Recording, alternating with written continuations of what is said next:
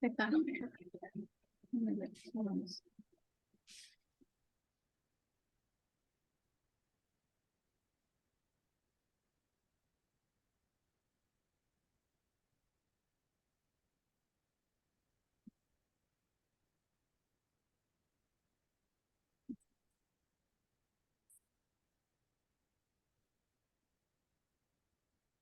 Muy bien, hoy vamos entonces a estar tratando los tipos de investigación educativa. En ocasiones anteriores, nosotros hemos estado hablando acerca de los paradigmas y los paradigmas habíamos dicho que son tres grandes categorías, perdón, cajas de clasificar la investigación. Hay un paradigma positivo que está enfocado en trabajar investigación desde una mirada cuantitativa, de recoger fenómenos, ¿verdad?, que se dan a nivel biológico, que se dan a nivel natural. Y pues si decidimos irnos por ese camino positivo, vamos a estar recogiendo datos, es decir, informaciones de carácter numérico más que cualidades, características o percepciones. Ese es el camino positivo. Si nos vamos por el camino interpretativo, entonces vamos a tratar de explicar las causas, el por qué, el cómo ocurre, para qué ocurre, cuándo ocurre, cómo ocurre. Entonces vamos a estar en una descripción de los hechos, buscando causas, buscando efectos, buscando, pues además de las relaciones causales, alguna otra relación que se dé entre las variables que vamos a estar trabajando.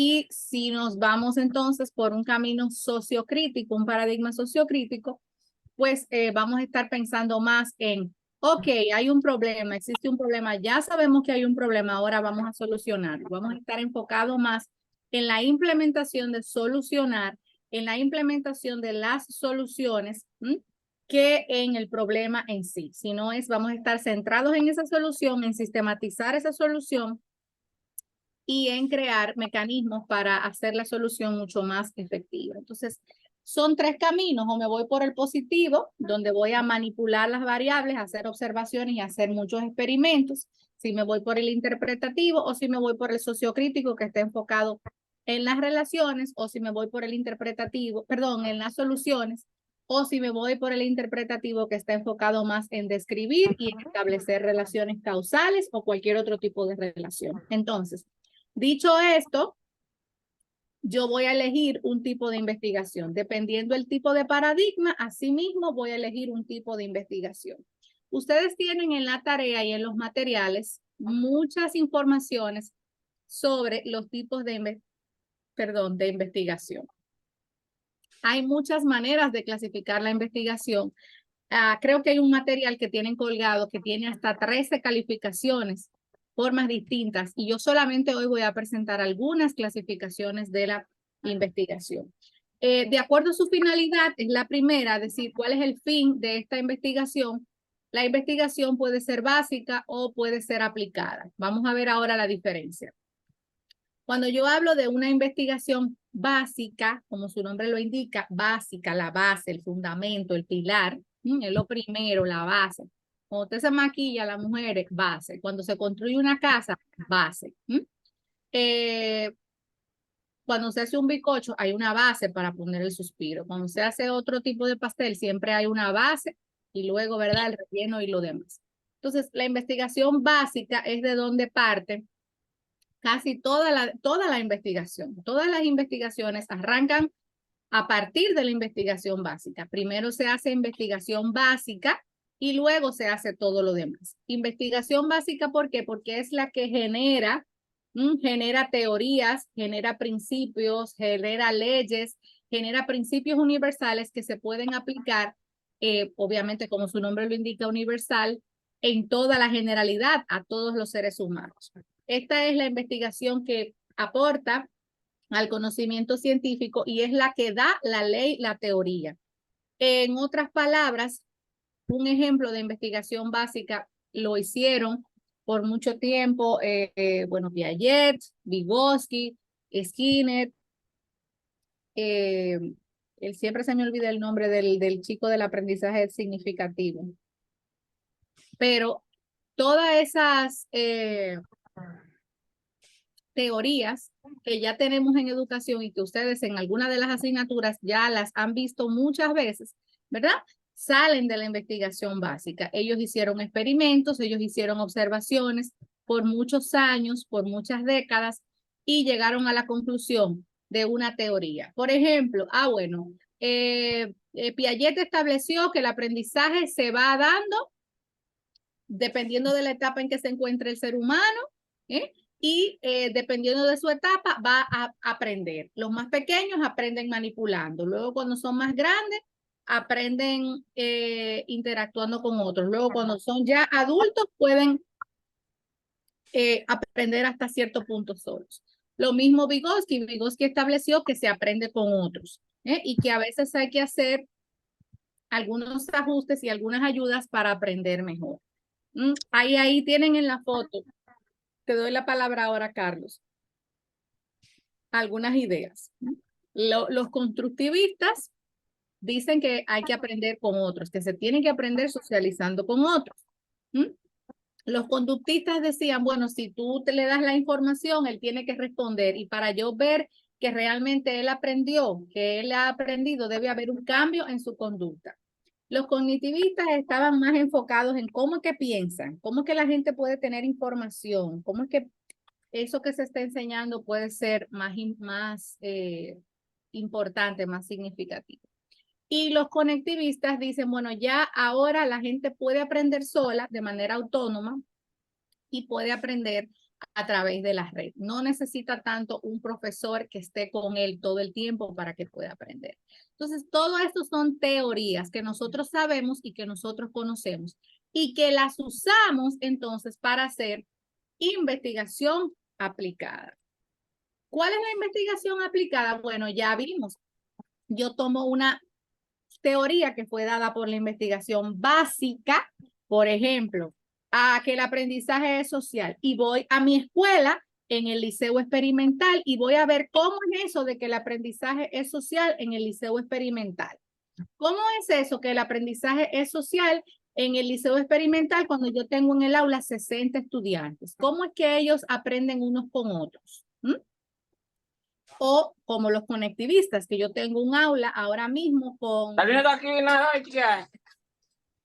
200 personas virtual. ¿Cómo es esto que la gente puede aprender de manera autónoma a través de un video que yo coloque y algunas preguntas y algunas lecturas? Entonces, sobre eso se hace investigación, sobre lo que ya se dijo, sobre las teorías que están dadas. Ahora en nuestros contextos, en el mundo real, ponemos en marcha esas teorías y observamos a ver si eso que dicen esas teorías funciona, no funciona, es real, qué tanto funciona, porque no siempre va a funcionar. Entonces, la investigación básica toma las teorías, repito, perdón, la aplicada toma las teorías dadas por la investigación básica y, como su nombre lo indica, las implementa, las lleva a cabo en los contextos reales, en el mundo real, en el aula, en los lugares educativos, en los laboratorios de investigación educativa, como la escuela, las bibliotecas, las editoras, en cualquier lugar donde se enseña, las universidades, y entonces se generan investigaciones para ver qué tan bien operan esas leyes y esos principios. Una depende de la otra. Preguntas, comentarios sobre la investigación básica, sobre la investigación aplicada. Carlos, adelante, cuéntanos. Buen día, maestra, bendiciones. Más para ti, cuéntanos, Carlos. Era ahorita cuando usted preguntó cuál era el pionero ahí de la aprendizaje significativo, que yo iba a responderle que era Dime el nombre. Jean Piaget, ese es uno de los principales, Ausubel, Vygotsky. Eso era lo que iba a responderle. Gracias, Carlos. Ausbel, que siempre se me olvida. Ausubel. Sí, gracias. Sí, siempre.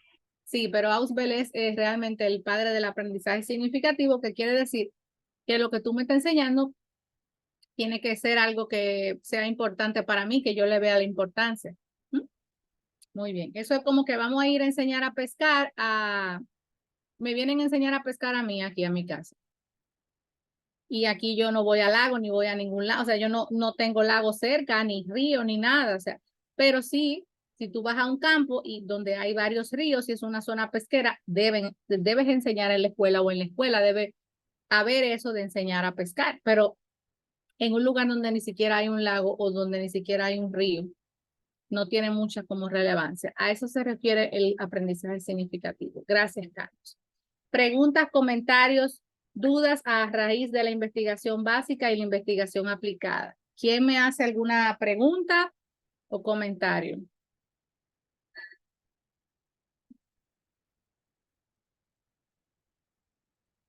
No hay preguntas ni comentarios, ¿está claro? Para los que están entrando 2 veces, no puedo decir exactamente lo mismo que dije ayer, pero, ¿verdad? Las ideas son las mismas. ¿No hay comentarios? Pues seguimos entonces. Como ya les dije, es vital que los descubrimientos que se hacen a raíz de la investigación básica sientan las bases para la investigación aplicada. Vamos a ver la investigación ahora según la profundidad. ¿Ok? Según qué tan profundo querramos hacer esa investigación. Según la profundidad, bueno, ya les dije, estos son formas de clasificarla. No quiere decir que yo esté muy de acuerdo con los títulos según la profundidad, pero sí están divididas en exploratorias, en descriptivas, en correlacionales y en explicativas. Vamos a explicar cada uno de ellos ahora. Hacemos investigación exploratoria en educación. En educación. Cuando hay un tema, bueno, en educación no, en todas las ciencias, cuando hay un tema que es no, totalmente nuevo y que se ha estudiado muy poco. Por ejemplo, en las ciencias de la salud se hizo mucha investigación exploratoria cuando llegó el COVID. ¿Por qué? ¿Se conocía el COVID? ¿Era el COVID un virus conocido? No. No, en ese momento no, maestro. En ese momento no. Entonces, en ese momento se hizo investigación exploratoria porque el COVID era casi algo nuevo, era algo muy poco estudiado. Había muy pocas personas en el mundo que se habían dedicado a estudiar este tipo de virus, sobre todo que están concentrados en los murciélagos y demás, según he leído, porque yo no soy de ciencia de la salud. Lo mismo pasa en educación. En educación también hicimos investigación exploratoria en ese momento, mucha investigación exploratoria, porque desconocíamos los efectos a gran escala de cerrar las escuelas en todo el mundo y de dar la educación virtual, usar los medios digitales, las redes sociales, la televisión, la radio, los canales de YouTube, videos para enseñar. O sea, el mundo entero rompió su rutina diaria de vida, lo normal, ante la pandemia. Entonces, ahí se hizo muchísima investigación exploratoria porque desconocíamos los efectos de eso, de aislar a los niños, de no mandarlos a las escuelas, a los más pequeños que saben que necesitan jugar. Imagínense un niño de 1 o 2 años en esta situación. Niños con terapia, que yo era una que tenía que darle terapia a los más a la más pequeña. La muchacha por allá en un Zoom explicándome con una muñeca y yo del otro lado haciéndole la terapia. O sea, se hizo mucha investigación exploratoria porque desconocíamos los efectos de ese aislamiento en la educación y en, señores, muchísimas otras áreas. Entonces, cuando un tema es totalmente nuevo, de cero, que casi no se ha estudiado, se hace investigación exploratoria. Digo esto porque siempre quieren hacer investigación exploratoria. Ah, ¿sobre qué? Sobre la estrategia, sobre la didáctica. Ah, no, yo quiero hacer investigación exploratoria sobre la evaluación. Señores, se ha escrito ya demasiado de eso, de la estrategia de la didáctica, de la evaluación, y eso se sabe. Se hace investigación exploratoria cuando hay un tema totalmente nuevo y radical desde cero o muy poco estudiado. Muy poco estudiado en un contexto.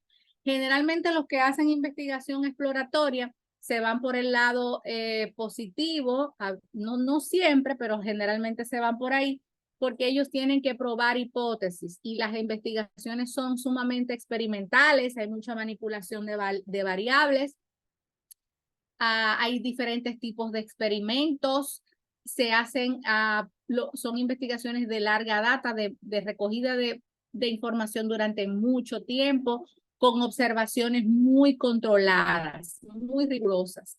Entonces es esencialísimo que entendamos que quizás nosotros no vamos a hacer investigación exploratoria. Ahí tienen un ejemplo, cómo la tecnología en el aula afecta la participación de los estudiantes. Esa fue una de las investigaciones que posiblemente se hizo durante la pandemia. Vamos a ver la investigación descriptiva. Describir es contar, narrar, expresar, dar detalles, decir ampliamente. Entonces, cuando describimos, no estamos diciendo, bueno, cuando describimos estamos explicando de qué trata algo, cuáles son sus características, sus elementos, sus componentes.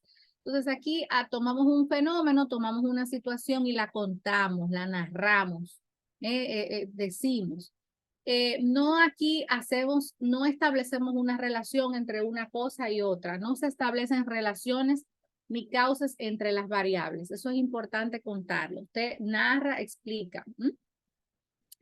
Esto suele usarse mucho en psicología cuando usted lleva se lleva un estudiante o una persona a psicología y le pasan una escala o una prueba estandarizada para la inteligencia. El psicólogo, ¿qué hace? El psicólogo te explica, te dice todos los detalles que tiene. Bueno, mira, tiene inteligencia en este grado, estas son las estrategias que le pueden funcionar, él se caracteriza de esta forma, o un niño con algunas condiciones como síndrome de Down. Te describen, ¿verdad?, el cuadro, pero no te andan explicando por qué tiene síndrome de Down, cuáles son las causas por las cuales llegó a síndrome de Down, ni nada de eso. Simplemente describe, mira, el niño o la niña tiene esta condición, presenta estas características, esto es lo que va a hacer, lo que puede hacer, lo que no puede hacer. No te establece una relación causal, ni el por qué, ni por cuánto, ni te da explicaciones de cómo llegó ahí, sino qué es lo que hace, qué sabe hacer y qué puede hacer. Te describe el fenómeno. Ustedes tienen un ejemplo, dice una encuesta, imagínense que se le haga una encuesta a ustedes para describir cuáles son los hábitos de estudio. ¿Y qué ustedes opinan sobre la UAS? ¿O qué ustedes opinan sobre esta clase? Entonces, ahí no me van a dar, cuando yo le pregunto, ¿qué opinan sobre la UAS? Ustedes van a explicar, van a dar sus opiniones. O cuáles son sus hábitos de estudio. Ustedes van a decir, bueno, yo leo, yo subrayo, yo tengo 2 horas al día asignado para sentarme, concentrarme, leer. Y el que haga eso, yo le voy a dar un aplauso porque realmente 2 horas al día sentarse a estudiar, hay que felicitar a quien haga eso. Realmente, ¿cuáles son? Es describir. No estoy preguntando ni por qué, ni cuánto, ni cómo, ni cuál es el efecto de eso, ni para qué. Es simplemente cuáles son tus hábitos, dímelos y los colocamos. Esa es un poco la investigación descriptiva. Hasta aquí hay preguntas, comentarios, dudas. Clara la investigación descriptiva, clara la investigación exploratoria, comentarios. Maestra, con respecto a lo que está diciendo de la descripción descriptiva, cuando usted habló sobre la pregunta, ¿especifica realmente lo que se quiere investigar? Me imagino que sí. Cuanto a la pregunta se refiere. Sí. No escucho bien, se está cortando. Pero la investigación tiene que ser toda investigación, y de hecho todos los instrumentos de investigación tienen que recoger la información en coherencia con los objetivos planteados y tener cohesión, es decir, que realmente se pregunte y se recoja lo que se quiere investigar. ¿Me escuchas, Martín? Sí, maestra, le escucho. Gracias por la respuesta, sí, sí. Muy bien. No solo la descriptiva, sino todas deben tener en sus instrumentos de recogida de información validez.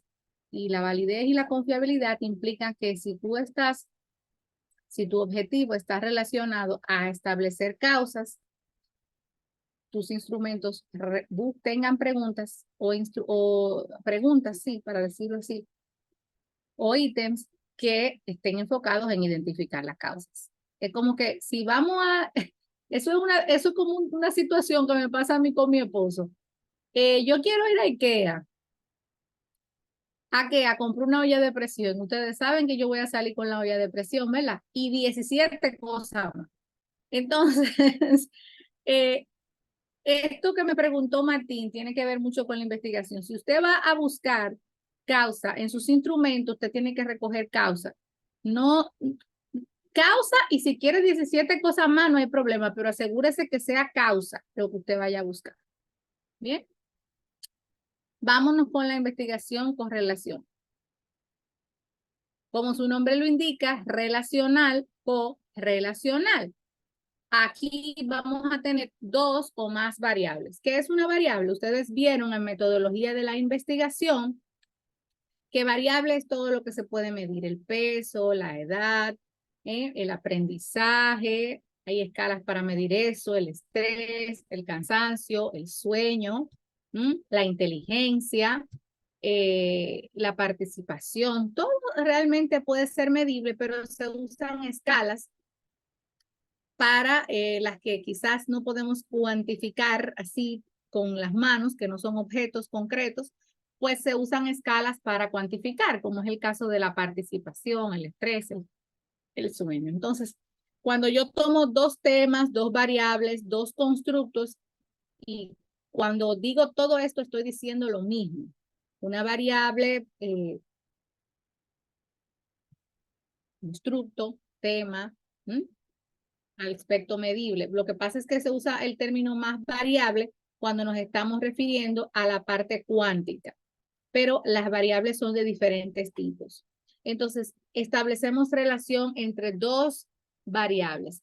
Por ejemplo, el estrés y el aprendizaje. Cuando alguien está estresado, ¿qué tanto aprende? A mayor nivel de estrés, ¿cómo está el aprendizaje? El cansancio. Cuando alguien está cansado, ¿qué tanto aprende? Entonces, hay una relación entre esas dos variables. Cuando una aumenta, la otra disminuye. O puede ser que cuando una aumente, también la otra aumenta. A mayor retroalimentación del maestro, mayor aprendizaje. Y eso ya está hasta cierto punto probado. Mientras más el maestro informa, más el maestro explica, más el maestro aclara, más el maestro pregunta, hay mayor aprendizaje.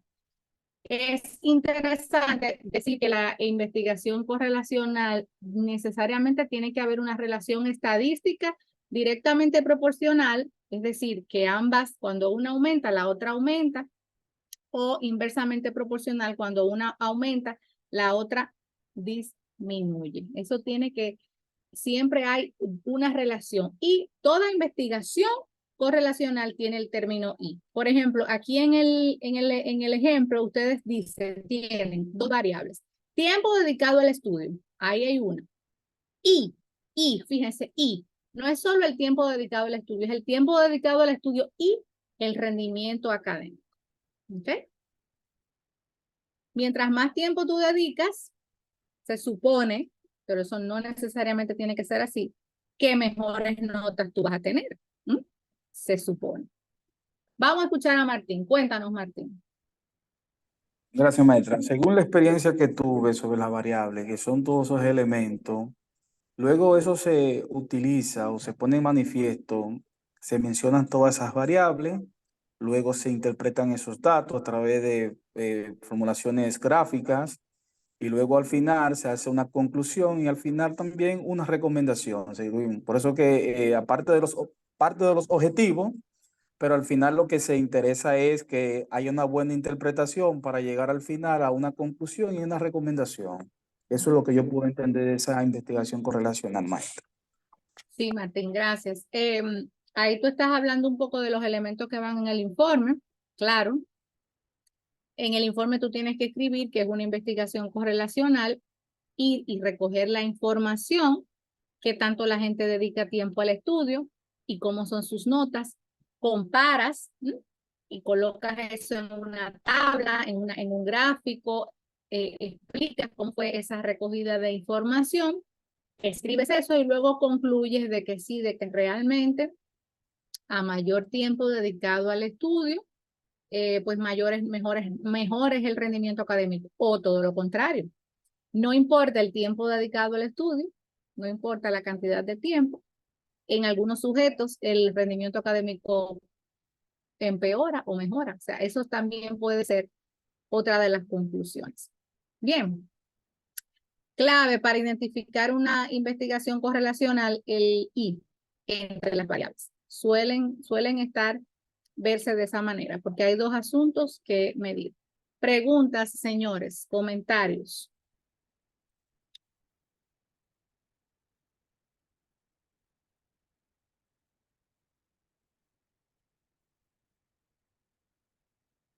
Comentarios. Bueno, seguimos entonces. La investigación explicativa, que como su nombre lo indica, es explicar el por qué, y aquí sí yo voy a establecer relaciones de causa y efecto. ¿Por qué? ¿Por qué ocurre? ¿Cuál es la consecuencia? También son muy de corte positivo, se hacen muchos experimentos para explicar cuál es la causa, cuál es el efecto. Son investigaciones que toman mucho tiempo, son longitudinales y se establecen la causa, o sea, relaciones de causa y efecto. Por ejemplo, cómo el método de enseñanza mejora el rendimiento académico. Para ver que quizás el método fonético, cuando estamos enseñando a leer los chicos, el método fonético mejora la lectura. Entonces, para hacer una investigación explicativa, podemos empezar a observar, a usar el método fonético con los chicos en primer grado y quizás en tercer grado, ya finalizando, podemos concluir esa investigación. Es una investigación de cohorte. En ese caso, es una investigación de cohorte, es decir, que se ve la progresión del grupo año tras año y pues vamos a explicar cuáles fueron los efectos, las consecuencias, los beneficios de ese método a raíz de su implementación. Entonces, una investigación explicativa toma causa y ve los efectos. Bueno, tenemos un problema que los chicos de primer grado de la escuela Cristo Redentor no están leyendo. Vamos a ver cuáles son las causas. Y las consecuencias de eso. No leen cuáles son los efectos. Entonces, eso es lo que hacen las investigaciones explicativas. ¿Cuáles son las causas? Bueno, los muchachitos llegan sin desayunar, comenzando por ahí. Esa es una de ellas. Y ahí van a aparecer muchísimas otras causas y van luego a aparecer muchísimas otras consecuencias. En este tipo de investigación se nada de manera profunda en ese fenómeno. Vamos a verlo, cómo se origina y la consecuencia que tiene al haberse originado. Preguntas, comentarios, dudas, inquietudes. ¿Hay gente en silencio aquí? No me dicen nada. Todo está claro, maestra. Todo está claro. Muy bien. Estamos aquí, maestra. ¿Siguen ahí? Ok, yo pensaba que estaba orando al Espíritu Santo.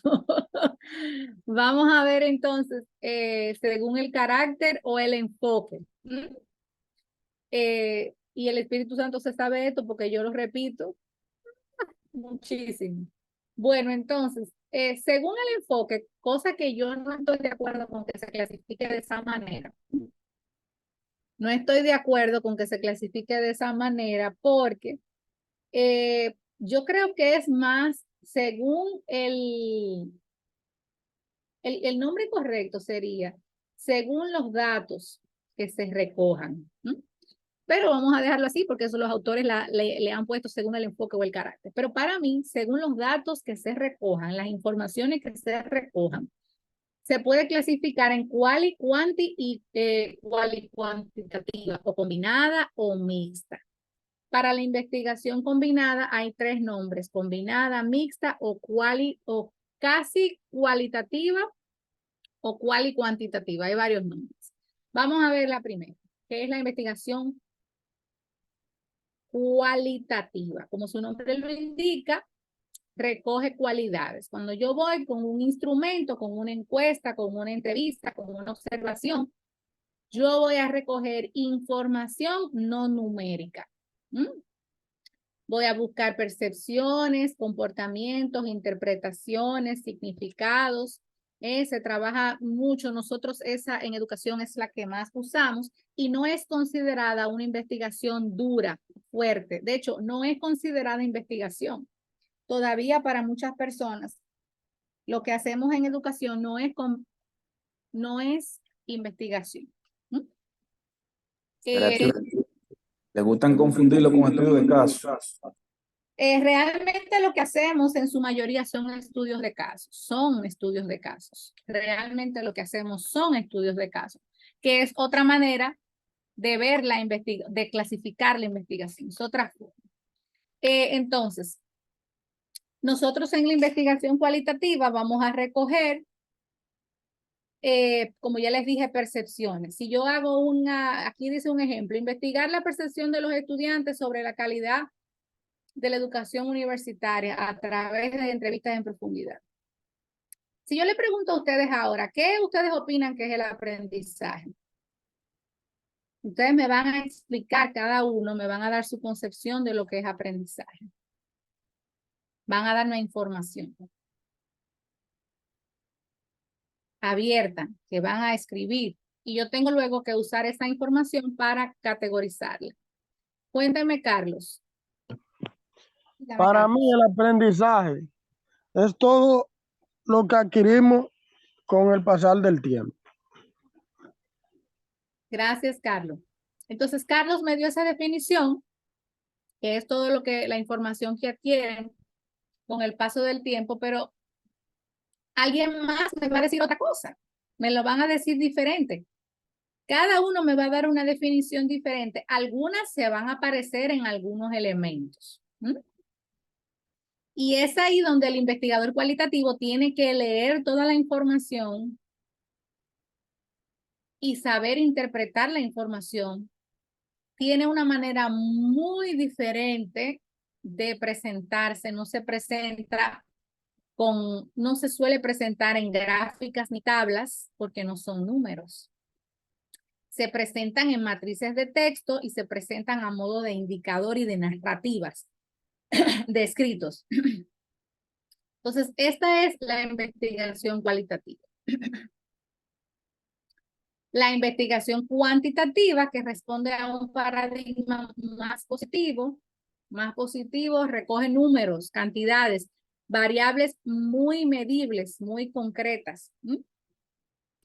Establece patrones, relaciones, predicciones, y se usa, sí es considerada como la verdadera investigación, y se usa para generalizar, para universalizar, para crear leyes, teorías, principios. O sea que mucho de lo que se hace en investigación básica tiende a ser cuantitativo. ¿Ven? Están viendo que todo como que se parece. Y es así. Recuerden que hay formas distintas de mirar la investigación. No quiere decir que son todas distintas, sino que algunas se van a parecer una con otra. Y es correcto. Si yo les pregunto, ¿opinas que el aprendizaje es cambio? Si yo les hago esa pregunta, ¿crees que el aprendizaje es cambio? Y luego le doy una escala del 1 al 3. Ahí una persona me va a responder 1, otro me va a responder 2, otro me va a responder 3. Y así de manera numérica, todo el mundo me va a decir numéricamente si cree que el aprendizaje es cambio o no. Dame el grado de satisfacción que tienes con el desayuno que tuviste esta mañana, si es que te desayunaste. Entonces, Ahí del 1 al 5, 5, 4, 2. Numéricamente yo voy a recoger los niveles de satisfacción que ustedes tuvieron con el desayuno. Entonces aquí medimos, como en el ejemplo, el uso de la tecnología y el rendimiento académico. Ahí hay una investigación correlacional que es cuantitativa, porque yo voy a ver qué tanto se usa la tecnología y las notas, con qué frecuencia se usa y las notas. Se usan muchas encuestas, mucha estadística, mucha cantidad. Entonces, vámonos con la última y es la más adecuada. La última es la investigación mixta combinada o también llamada casi cuantitativa o quali cuantitativa. Tiene esos nombres. Ella recoge informaciones numéricas y recoge informaciones no numéricas como opiniones, percepciones, cualidades, características. Es la más rica. Ejemplo, si yo les pregunto a ustedes, ¿crees que el aprendizaje es cambio del 1 al 3? Ustedes me van, bueno, voy a usar otro ejemplo. Si yo les pregunto para cerrar ya, ¿qué tan satisfecho estás con el desayuno de esta mañana? Del 1 al 3. Ustedes van a votar 1, 3, 2, 4. Digo, 4 no hay. 1, 2, 3, dependiendo. Y algunos me van a decir, bueno, 1, otros me van a decir 2, otros me van a decir 3.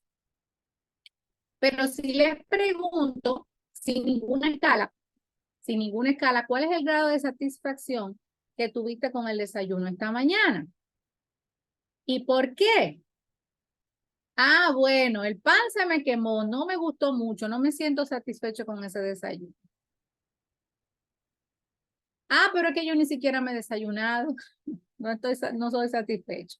O no me gustó porque era una avena y se me enfrió y a mí me gusta caliente. O el jugo se me aguó, se me botó en lo que venía en la guagua y no sé qué. Entonces cada uno me va a decir, me va a describir, me va a decir una causa. Y ahí me voy a tener informaciones numéricas del grado de satisfacción y otras informaciones no numéricas con palabras y con descripciones de lo ocurrido. Entonces yo puedo decir, mira, pero el 45% dijo que tuvo un nivel de satisfacción muy bajo con el desayuno. Y aquí están las informaciones que me dicen por qué. Y es que no tuvieron el tiempo para comérselo tranquilo o tuvieron algún accidente o desperfecto a medida que se trasladaban y no pudieron desayunar correctamente. Entonces, Maritza, la cámara, por favor. Entonces, es importante que entendamos que esta es la forma más correcta de recoger la información. Bien. Cuando recogemos el dato numérico y las informaciones del lugar. Preguntas, comentarios, inquietudes.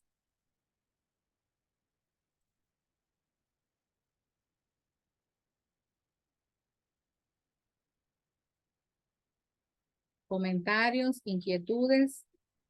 Nadie me dice nada. Creo que hasta ahora todo.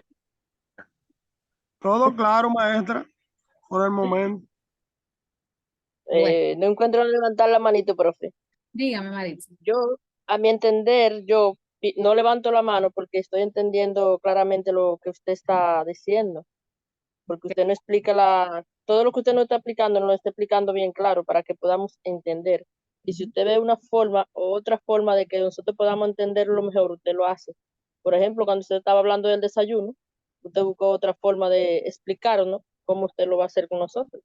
Por ejemplo, ¿qué comieron en el desayuno? ¿Qué hicieron de desayuno? Esa es una forma de usted hacernos entender mejor la pregunta que usted nos está haciendo. Usted está tratando de que nosotros le contestemos. Muchas gracias, Maritza. Recuerden que yo solamente estoy aclarando más lo que ya está en los audios y en las lecturas. Yo lo aclaro más. Pero ahí cásense con esos audios, suéñense con ellos. Hay algunos estudiantes que me dicen, yo me soñé con... Digo, eso es que eso es que tú lo has oído como 25 veces. Vamos a ver, alguien está en iPhone. iPhone, háblanos. Tiene la mano levantada. Cuéntanos, iPhone. No sé quién es iPhone. Vamos a ver. La persona que tiene la mano levantada, abre el micrófono. Señores, yo no sé quién es que tenga iPhone. Gisela, adelante. Efectivamente, como decía la compañera, usted es una profesora que explica claramente sus clases, por ende no le queda a uno dudas. Además, aparte de eso, todo lo que se está diciendo, como usted acaba de decir, está en la plataforma y uno lo tiene que socializar para poder hacer las actividades que hay ahí colgadas. Okay. Yo realmente había micrófono fue para preguntarle sobre ellas, sobre las actividades. Por ejemplo, los exámenes, profesora. Yo quería expresarle eso desde la semana pasada, pero no fue posible porque usted no dio clase. No hubo reunión. ¿Qué pasa? Los exámenes, profesora, siento como que... Profesora, me gustaría preguntarle algo sobre la tarea de la unidad 3. O sea, la que ya terminaron con la unidad 2, pueden ir trabajando con la unidad 3 para ir ahorrando tiempo, entiendo yo. Claro que Entonces, con respecto a esa, me gustaría saber, cuando usted se refiere que uno tiene que realizar una tabla, usted se refiere a un... dudas, eso es para... Esa tarea es para el 27. Y es en grupo. Ay, mi madre, señores, sí, me había reseteado todo. Sí, maestro, para el 18. usted puso que era individual esa tarea. O sea, decía que era individual.